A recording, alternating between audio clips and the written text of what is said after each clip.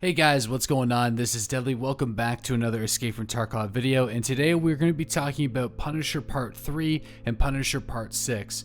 These are two timed tasks that you need to complete for Prep War. The reason why I'm not covering the entire Punisher series is because the quests are incredibly straightforward and they're mainly kill quests, so you don't really need guides for them. But for these two, I have been receiving many questions on the best ways to complete both of them, primarily Punisher Part 3, because you need to kill a certain amount of scavengers in a short period of time. So let's get started. So Punisher Part 3 requires you to kill 25 scavs on customs in an hour. So to you intermediate to expert players, this shouldn't be much of a problem, but for new players, this might be a bit of a challenge, especially if you're still struggling on killing basic scav waves. So the first thing I did was I bought a number of weapons, so 3 AK-74Ns with all the attachments, and I modded every single one of them. I had multiple armor, multiple chest rigs, and multiple medications all ready to go. That way, if I died, it wouldn't be that big of a deal. I could immediately grab the next loadout and jump into the raid, saving a few minutes of time. Now, the next thing that you should take note is don't loot any of the scavs. Just don't, because it's going to increase the probability of you being killed by other players, and it's going to slow you down because your primary goal is to get ahead of the other PMCs, kill the scavs, and then continue moving on, killing the scavs before the other players can catch up to you. It can be a little bit tricky, but that's how you do it. So this is the route that I took and many other people take while completing Punisher Part 3. You want to spawn on the customs side and then cross one of the land bridges and head immediately to the construction facility with the construction tower. There's going to be 3 or 4 scavengers that are going to be in or around that tower. Kill them and then move on towards the bus station. Now, before you get to the bus station, there's also going to be some scavengers around the bunkhouses too, and in that kind of hole in the ground, that divot in the ground. Kill those scavs, kill the bus station scavs, and immediately start charging your way towards the gas station. Now, if you don't have a factory key, you can jump over the wall. You can jump and use like the broken concrete and then hop over the barbed wire and run immediately to the old gas station extraction point where there should be 3 or 4 scavengers there as well. Once you've killed them, escape the raid, rinse and repeat. That is probably, in my opinion, the best way of completing this task. Now, you can do it in reverse if you choose the boiler room spawn, running to the old gas station, then the bus station, then the construction site.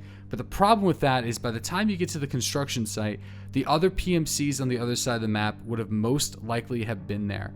And that is also could be the case for the old gas station extraction. But in my opinion, you're going to be running into more scavengers going from the custom spawn than the boiler spawn.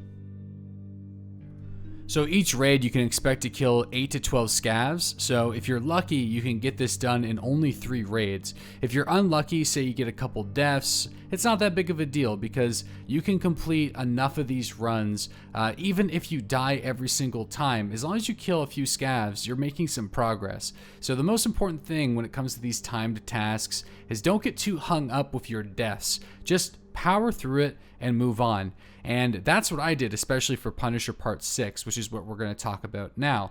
So Punisher Part 6, when it was initially released, you had to kill 25 bear players in 1 hour of gameplay, which was incredibly difficult to do. It was technically possible, but highly unlikely that you could achieve it without assistance from other people. But now they extended the time to 3 hours, and it's very doable. So what I did was initially bought a bunch of weapons, just like I did for Punisher Part 3, modded all of them, and then immediately charged in and killing as many bears as I possibly could. And of course, the map of choice to do this on in the most efficient way is the factory. And then I would leave the raid immediately when I felt that either the other PMCs on the other side of the map were already dead. Like, let's say I heard a bunch of gunshots. I just assumed that all the PMCs, or at least there would be USECs over there, and then it wouldn't be worth my time to travel across the map. It'd be better for me to just leave and try again.